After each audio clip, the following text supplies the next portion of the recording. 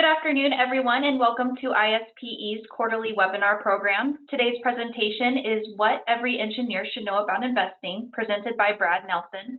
My name is Emily Widener, ISPE's Education Specialist. I will be your moderator for today. I'd like to go over a few things before we begin.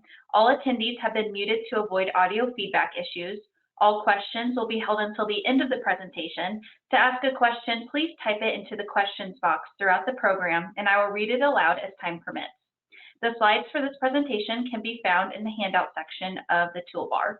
You're eligible to earn PDHs by logging into this webinar for its duration, and you'll be receiving an email later today with your certificate. With that, I will go ahead and hand it over to Brad. Okay, thank you, Emily. Well, what I'm showing now is the title slide for today's presentation.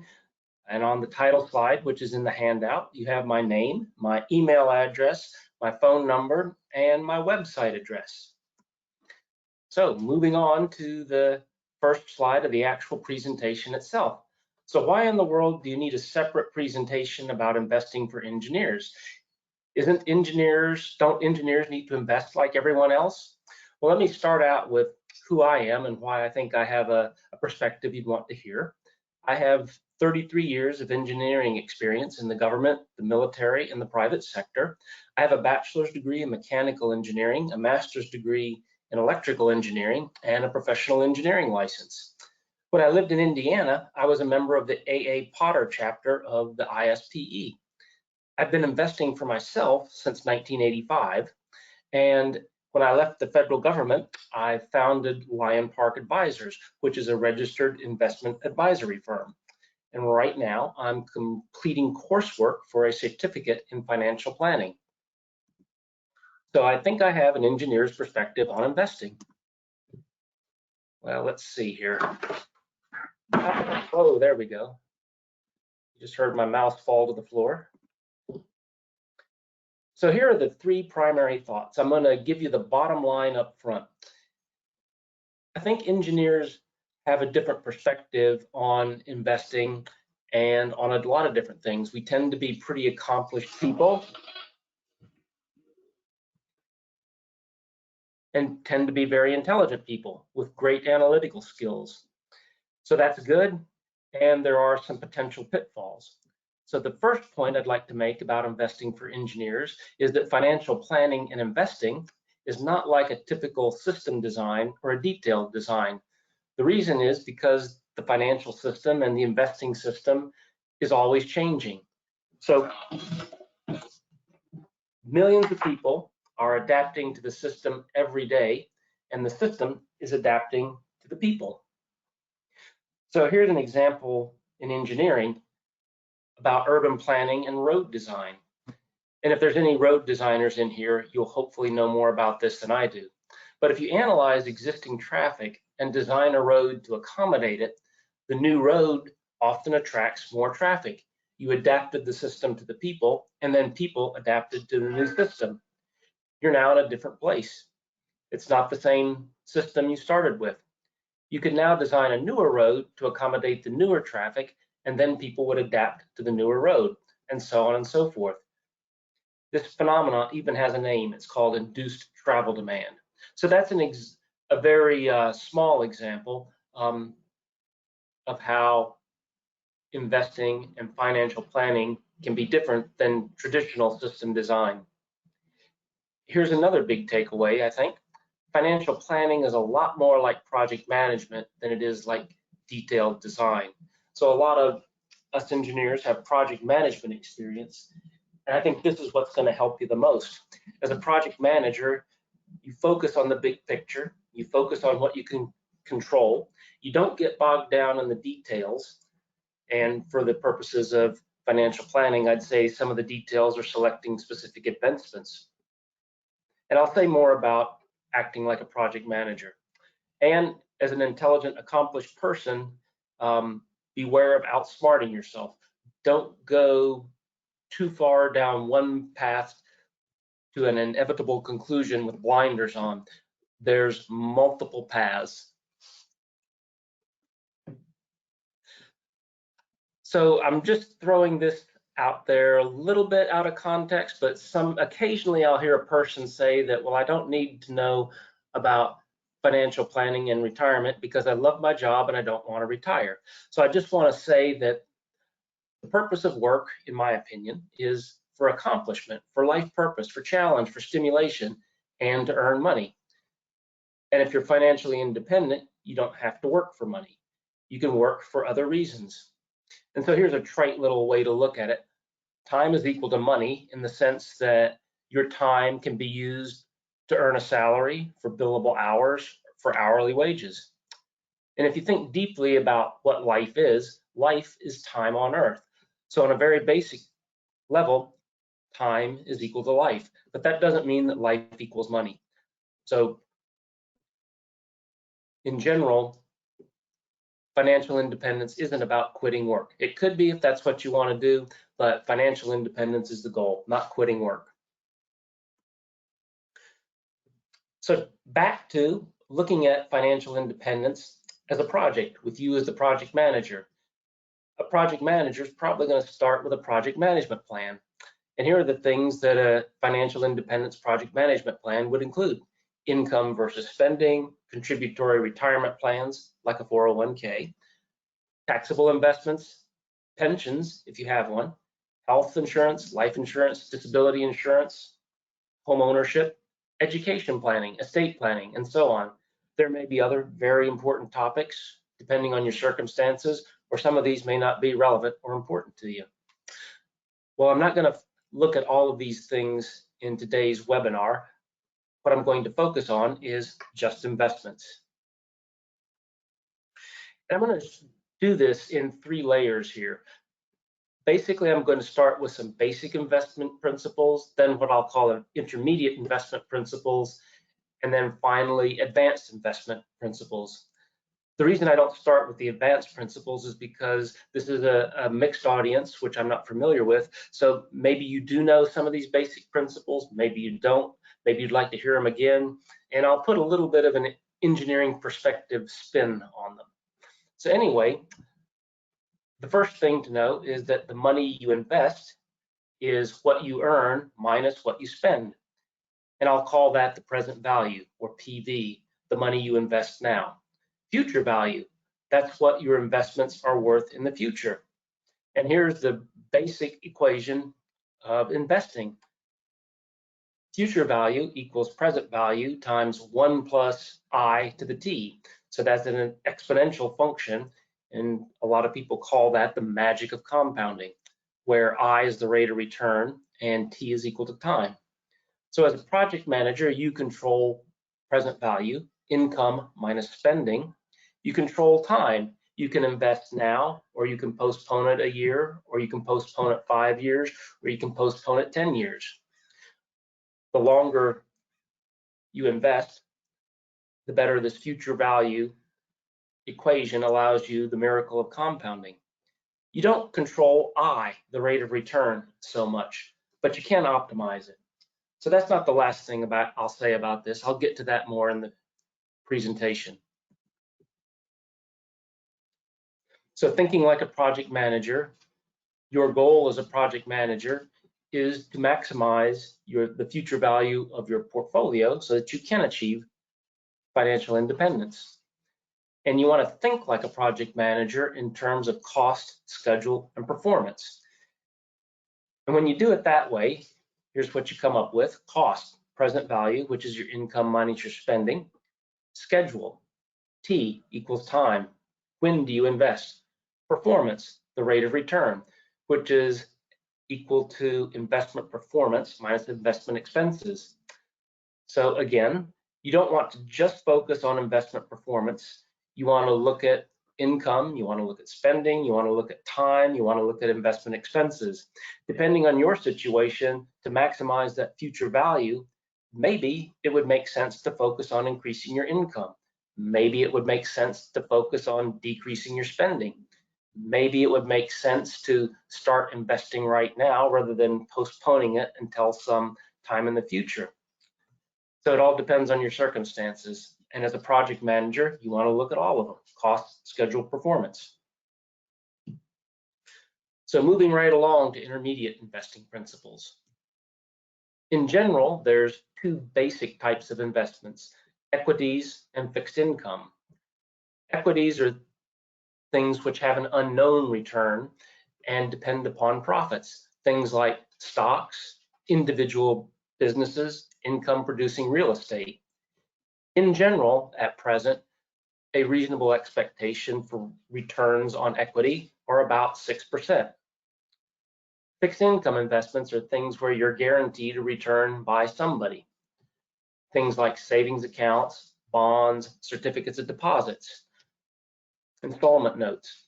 Right now, a good number for expected return on fixed income is about 1%. And I want to talk a little bit about speculation versus investment. I think there's a really bright line between speculative assets and investment assets. And that bright line is that speculative assets don't earn dividends or interest. Things like commodities, such as gold, pork bellies, collectibles, art or antique cars, raw land, cryptocurrency, internet domain names. And what I mean by raw land, I don't mean farmland, because farmland can earn an income. I'm talking about land that's just sitting there and you're paying property taxes on it and you're waiting to flip it and sell it to someone else, land that's not earning any money. So sometimes when I visit my mother, there's the Antiques Roadshow is on the television. And probably most of you have seen that show. And part of the formula for the show is a person will have their antique with them and they'll have an expert there assessing the antique. And at the end of looking at that antique, what is usually said is, at auction, this antique would be worth between X and Y dollars. A new part of the show that they've started recently is they rebroadcast old shows from 10, 15, 20 years ago. And then they have an expert come on and say that in today's market, this antique would bring Y to Z dollars at auction. Sometimes that price is better than it was 10 or 15 years ago. It's not unusual for the price to be less than it was 10 or 15 years ago. One thing that I'm struck by 99 times out of 100 is that if you thought that antique was an investment, you would have been much better off just investing in a good mutual fund rather than investing the money in that antique. Now, that's not to say there's anything wrong with these speculative assets. They all have a purpose. If the antique gives you pleasure or it's a family heirloom, then by all means, that's a great thing for you to own. If you're in the airline business, probably jet fuel futures are something that is a very valuable asset for you to have, even though they might not earn any income. Or if you're a farmer, buying or selling futures contracts might be a very business savvy way for you to protect your investment in your farm. So there's nothing wrong with speculative investments or speculative assets. I just want to make the distinction that speculative assets don't earn dividends or interest, but investment assets do. When you look at investment assets, there are certain factors that consistently provide a premium on the rate of return. For equities, some of those common premiums are there's a value premium for investing in value stocks, a small cap premium, a profitability premium, and there's also a momentum phenomenon. In fixed income investment assets, there's a term premium and a credit premium. And also, as I get into intermediate investing principles some more, I'll get into index investing versus active management. So backing up a bit, where did I get that 6% for return on equities? Well, here's how I come up with it. If you are broadly invested in equity assets and in stocks, here's something to think about. Real economic US growth has been about 2% very consistently on average for the past couple of decades. Equity dividends have been about 2%. If you look at an S&P 500 index fund, that's about what they yield, about 2%. Inflation has been about 2%. So what else is there? If economic growth is 2% and equity dividends are 2% and inflation is 2%, you add them together, that's 6%. And sure, there are some stocks that grow more than others, but on average, I think this is where you would have a reasonable expectation for what equities might return in the future based on starting now. What I don't believe in is looking at historical returns for equities. What equities have yielded since 1926 or since 1929 or since 1946 or since the mid-60s or since the financial crisis or anything else. And that gets back to the first point I made about investing for engineers. The financial system now is not the system that it was in 1929 or the mid-60s or 1946 or any other time. So I think historical returns are interesting, but I think a reasonable way to look at expectations are to look at what economic growth is and what dividends on investments are and what inflation is. And you can look at both too. Fixed income, I looked up the yield on 10-year government bonds a couple of days ago, and at the time it was, I put the presentation together, it was 1.37%, which is roughly 1%. So that's where that number comes from.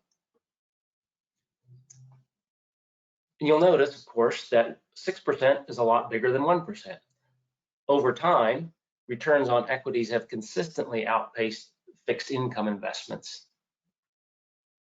So here's a graph illustrating that point. $1 in 2016 was worth about $13 in 1926.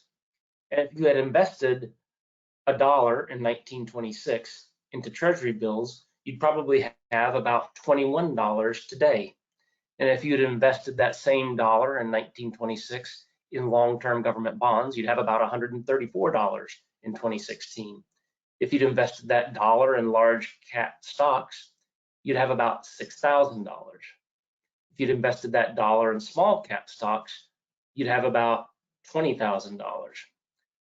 So the point here is that to achieve financial independence, it's pretty clear to me that you're going to have to invest some of your portfolio in equities, not just Treasury bills or government bonds. Let me get back to those investment premium factors. There's a market premium. Stocks are more risky than bonds, and stocks tend to return more than bonds. And this risk and reward is closely related. So these investment premiums are not free lunches. Generally, when you earn a premium, there's a risk associated with that. So there's more risk with stocks than there are with bonds. There's a value premium. Value stocks tend to have a premium over growth stocks. Small cap stocks earn a premium over large cap stocks. Profitable companies earn a premium over less profitable companies. And in the fixed income world, longer term bonds yield more than shorter term bonds. And there's a credit premium.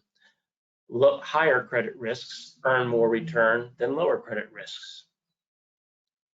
So I'm going to throw out a point here too. Assuming asset price fluctuations are random is a very popular notion in many circles, and it's an excellent first approximation. However, here's one aspect of that random fluctuation. Equity prices do exhibit momentum, meaning that assets that go up tend to keep going up until they don't. And when they go down, they tend to keep going down until they don't. So before I get to develop that thought, I want to make sure that we're on the same page here and understand how expensive or how cheap assets are. A very popular measure of equity prices is price-earning ratio. Price is the cost per share of an investment. Earnings are the annual profits per share of investment. So therefore, the price-earning ratio is the cost per dollar of earnings. Let me give you an example to make that a little bit clearer. A PE of 20, a price earnings ratio of 20, means you're paying $20 for $1 of annual profit, about a 5% return. A PE of 40 means you're paying $40 for $1 of annual profits, or about a 2.5% return. If you think a company is growing faster than average, you might be willing to pay more per dollar of earnings than you would for a company that isn't growing. So if you think that a company is going to earn more in the future, you might pay a high PE for that equity. If you think a company's going to earn less in the future, you wouldn't be willing to pay as much or as high of a PE for that equity. And by definition, value stocks have lower price earnings ratios than growth stocks. That's just the definition of a value stock. So here's a picture of cyclically adjusted price earnings ratio. And you can Google Shiller Cape data and find all the spreadsheets for this on the internet. He updates it several times a month. And what Robert Shiller does is he calculates the cyclically adjusted price earnings ratio, or how expensive or how cheap stocks are. And he's done this with data all the way back to 1880. It sort of looks like a sinusoid. It looks like a low frequency signal superimposed on a high frequency signal. And you can see the momentum. You pick any point on here. Generally, in the short term, if the point you pick has a downward trend, it continues to have a downward trend. If you pick a point that has an upward trend, it continues to have an upward trend. And there are both short-term and long-term examples of this. You can play with the data. Now, here's the thing. You've probably all heard of economic cycles, and you can see the economic cycles in here. You can see the stock market crash in 1929. You can see the dot-com boom in 2000. You can see the financial crisis in 2008 and 2009. So a lot of people look at this sinusoid and they look at this cycle and they try to make predictions about what stock prices will do in the future. But the problem is you don't know what the period or frequency of the wave is, and you don't know what the amplitude of the wave is. You can back calculate it, but like I made the point earlier, today's system is not the same as yesterday's system, and tomorrow's system is not the same as today's system. The people are constantly changing, and the system is constantly changing. So if you make a prediction based on this historical data, you're making a prediction on yesterday's system, not on tomorrow's system.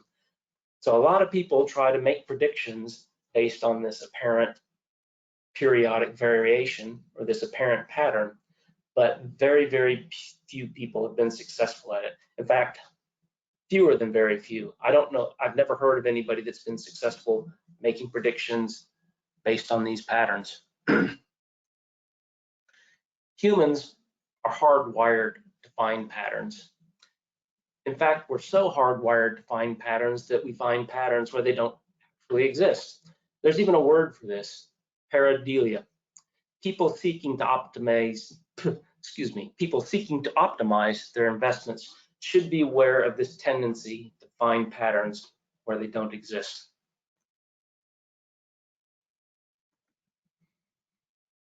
Okay, I'm not going to go over all the numbers on this slide, but you'll have it if you download the handouts.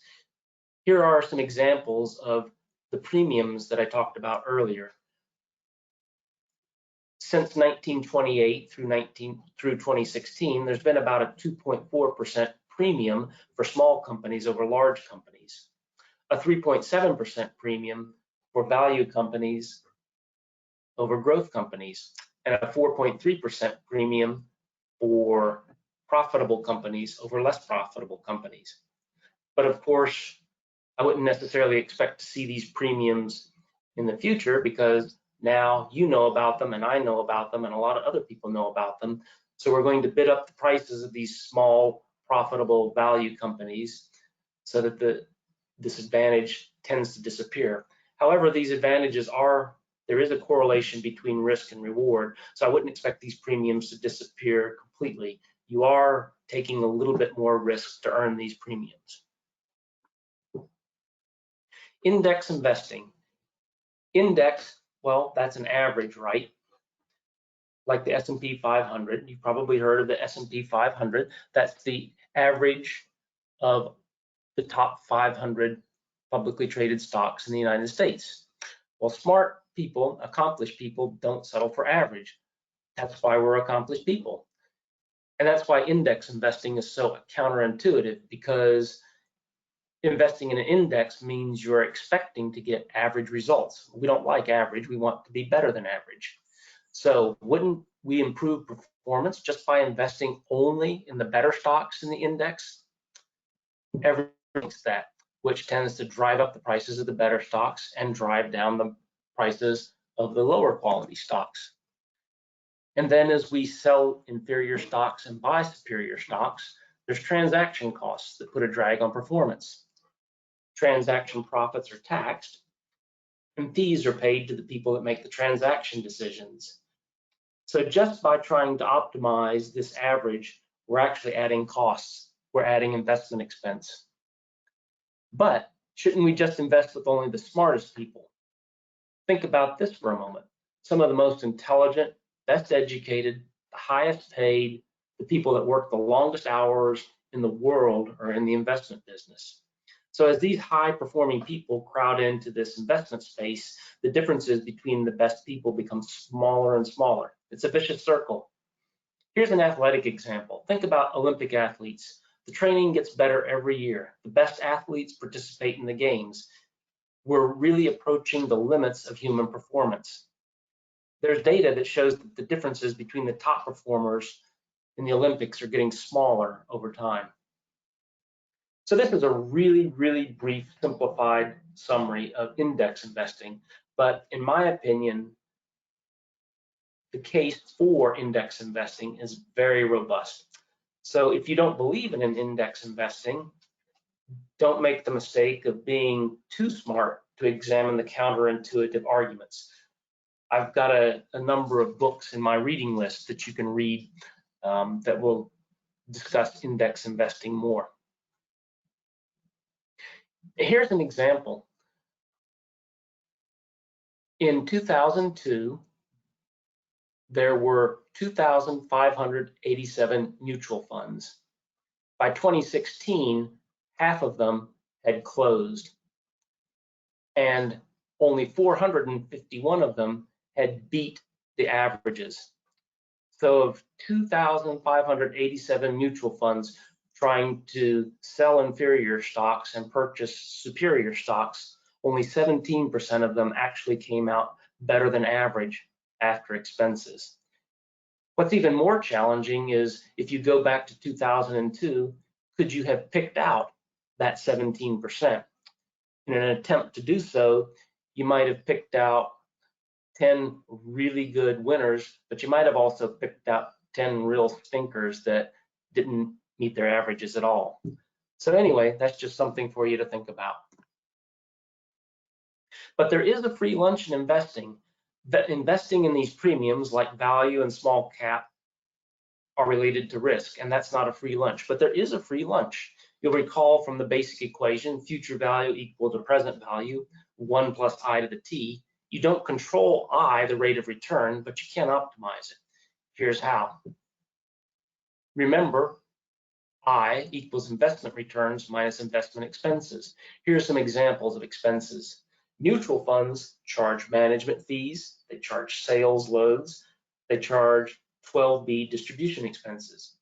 Well, let me rephrase that. Some of them charge sales loads and some of them charge 12B distribution expenses. All of them charge management fees. Retirement plans charge fees. I've seen a lot of 401k plans that charge 0.5% per year. That's not unusual. Financial advisors like myself charge fees. The brokerages through which you buy, sell, and hold your assets also charge fees. And you pay income taxes on capital gains, on dividends, and interest.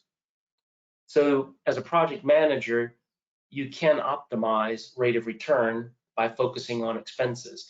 I think the best way to optimize investment returns is by focusing on index funds, which is open to discussion, of course, but you can also work on expenses. Let me give you an example here.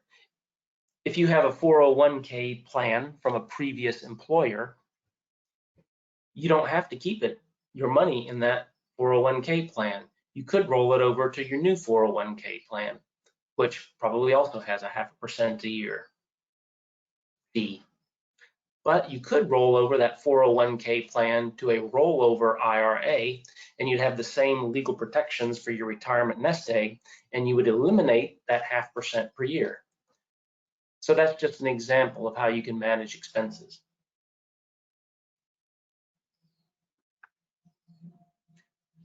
So what do we do with all this intermediate knowledge?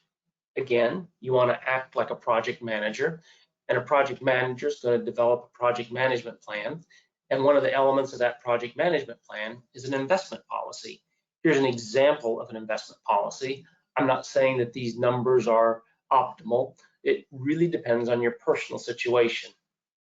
But here's an example of what an investment policy might say.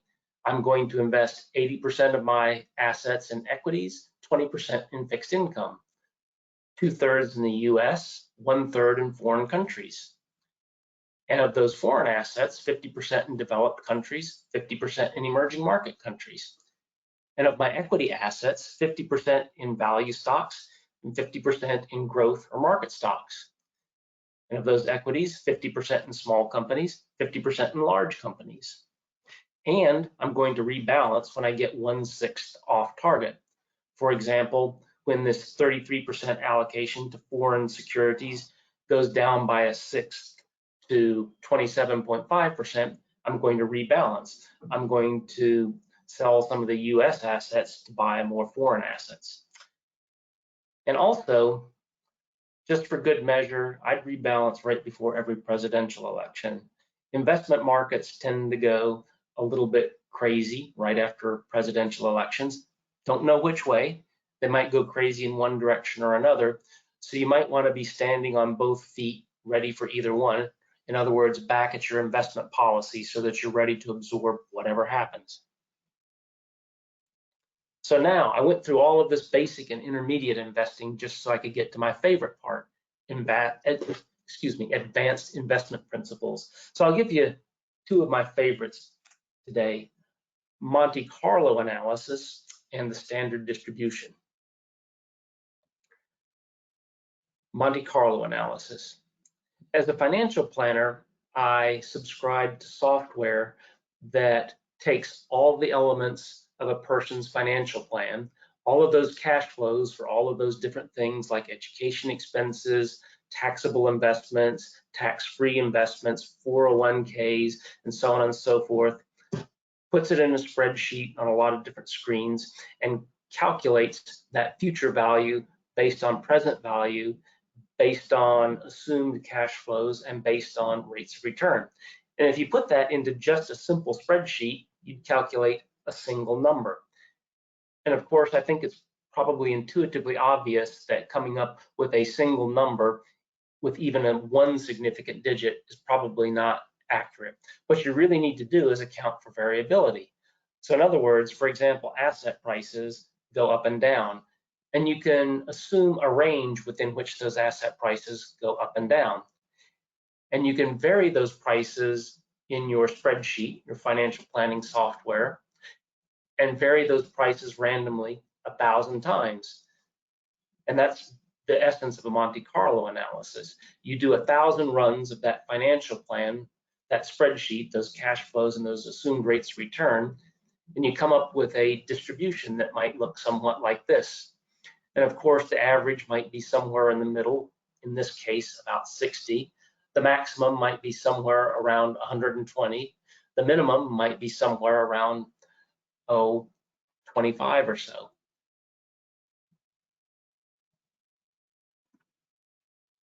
And then when I talk with the client, I can say, we ran this Monte Carlo analysis, and I think that you want to be in the 95th percentile. So 95 times out of 100 the future value of your portfolio is enough to meet your financial independence goals. Or if you want to be even safer, you want to be in the 99th percentile. 99 times out of 100, this Monte Carlo analysis shows that you'll have enough money to meet your financial goals. There are some problems with this Monte Carlo analysis. It's a really powerful tool, but it's not perfect. Investment returns don't vary randomly. We already talked about how they exhibit momentum. And the sequence of returns is critical. 5 bad years in a row when you're in your 20s and accumulating wealth doesn't matter much because of the intervening decades between being in your 20s and being financially independent. Nearly all of the 5 bad years in a row in your 20s disappear. 5 bad years in a row right after you retire could be disastrous. So engineers, we're smart. We don't design for average conditions. We design for the worst case. If you're designing a home on the coast of Florida, you don't design it to withstand the average wind of 15 miles per hour. You design it for a hurricane, right? So when doing these Monte Carlo analyses, rather than making an assumption of random returns, we could use historical series of returns that show actual momentum. And we can start with particularly bad dates like these. Here are several examples when stock prices in the past 100 years, when stock prices have gone down somewhere between 25% and 80%. Don't know when it's going to happen. Again, wish I did. If I did, I could make giant piles of cash with that knowledge, but I do know that it's going to happen again. I just don't know when and by how much. So I do have some software which is out of the mainstream of financial planning where I actually can do these Monte Carlo analyses using historical data rather than just randomly varying numbers. And at the edges of these analyses, you do see some different results. And it's good to have both sets of results to see what actual disasters, actual financial disasters could do to your portfolios. But there's also problems with this fix. Like I said before, the prior year systems are not the same as the future year systems. So using historical data tells me what would have happened in the past, but it doesn't tell me what will happen in the future. Why? Because it's a different system. Not only that, some of these sequences some of these disasters don't provide a long enough sequence. For example, if I started in 2000 or 2007 or 2020, that's only 20 years of data or 14 years of data or 1 year of data, which doesn't extend that simulation out far enough. So moving on to the next concept here. The standard distribution. This is one of my hobby horses, and I think this is a really important takeaway for all of you engineers to understand. A lot of literature out there says that security prices vary randomly. And in the short term, they really do. From day to day, they go up, they go down, and it appears just as random as a coin toss. However, when you assume randomness, that has some mathematical implications, such as a mean, a standard distribution, and standard deviations. Right after the fall of the Soviet Union in 1989, there were a lot of unemployed PhD scientists in Russia. A company called Long-Term Capital Management, a hedge fund, hired some of these PhD scientists who applied their science and engineering knowledge to derivatives trading. And one of the assumptions they made was a standard distribution, and they calculated standard deviations, and they bet big piles of money against events that were several standard distributions away from the median, assuming that they would have extremely low probabilities of actually occurring. They made big piles of money, and it worked really, really well until it didn't. In reality, the standard distribution underestimates the probabilities of occurrence of extreme events like stock market crashes, earthquakes, heavy rainfall, etc. these are actually not standard distributions, they're fractal distributions. And one source says that a fractal distribution data set has properties of scale-free power law distribution with fat tails. So in other words, since there's no standard deviation, the further you go out on the tails of the distribution, those are just as likely to occur at any point in the distribution. You don't achieve lower and lower probabilities like you do with a standard distribution. You have fat tails. So if you read enough about investing today, you'll see the term fat tails, and that's what this is all about. It means that securities prices don't exhibit a standard distribution, they actually exhibit a fractal distribution. So I'm no expert on either fractal distributions or standard distributions, but I wanted to give you this example. And certainly you can Google fractal distributions to learn more about that. So now we have advanced investment in principles, and we've found the real investing math, and we can clean up. Well, not really. I know these investment principles. Now you know them. A lot of other people know them too. So any advantage we may have had over these other people has disappeared because we all know the same thing. But what we have found is a way to examine and perhaps believe conflicting thoughts simultaneously. So security prices probably don't have a perfect fractal distribution. They probably don't have a perfect random distribution either. But at least now we have two different ways of looking at them. And I think two different ways of looking at the same information does give you an advantage. It helps you understand your risks. And I think that's what you have to do with a project management plan. That's what you have to do as a project manager. Understand how to look at risk from multiple perspectives. Don't just look at one particular way of understanding and go down that path with blinders on. Look at that phenomena, that risk from multiple perspectives. What first appears to be a big investing idea or the secret math that people of lesser intelligence don't understand probably isn't an advantage. The more you know, the more ways you see that something can go wrong. So project managers, lots of projects that I've seen use a probability versus consequence analysis, a risk management chart. And so you identify your risks as a project manager and you plot them on a chart. What are the high probability, high consequence risks? What are the high probability, low consequence risks? So on and so forth. If they're low probability and low consequence, you probably don't worry about them much. If they're low probability, high consequence, maybe you can buy some insurance. If they're high probability, high consequence, you've got a real problem. So as a project manager for your financial independence project, you need to manage risks. So here's the summary. Here's the last page of the presentation. What do we do with all this information? Well, as the project manager of your financial independence project, you take advantage of the time in that exponential equation. You start now. As a project manager, you make a plan that includes all of your flows, all of your goals, and you include an investment policy for your investments. And you maximize your investment returns and minimize your expenses by using low-cost index or factor-based funds whenever you can to implement your policy. You rebalance your investments in accordance with your investment policy. And because things change, the investment world changes, you change, you revise the plan periodically. For example, at major inflection points, you change jobs, a new tax law comes out of Congress, you change your marital status or your parental status, and other changes. And I'll just put in this word again, engineers, let's not outsmart ourselves. So this is project management, it's not detailed design.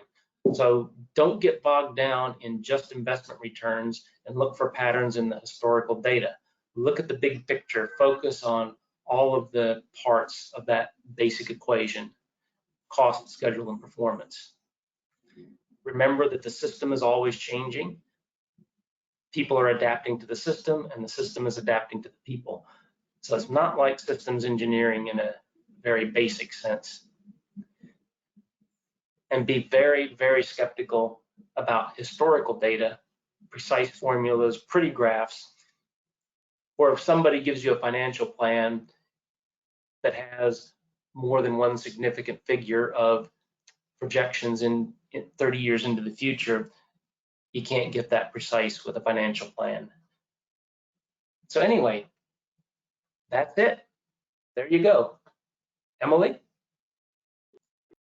Great, thanks, Brad. It doesn't look like we have any questions yet. Like I said at the beginning of the presentation, put any questions you have into the questions box. While we wait on that, Brad, is there anything that you want to add?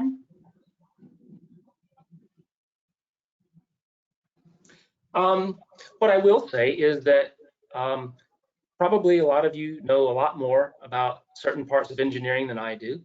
Some of you probably know all of this about investing that I presented. That's fine. So you do get, in the worst case, you get 1 unit of continuing education credit. And in the best case, you might actually be looking at things a little bit differently. If you found this the slightest bit interesting, you can go to my website. So actually, let me go back to that again so that you can see it. My computer is not responding to me.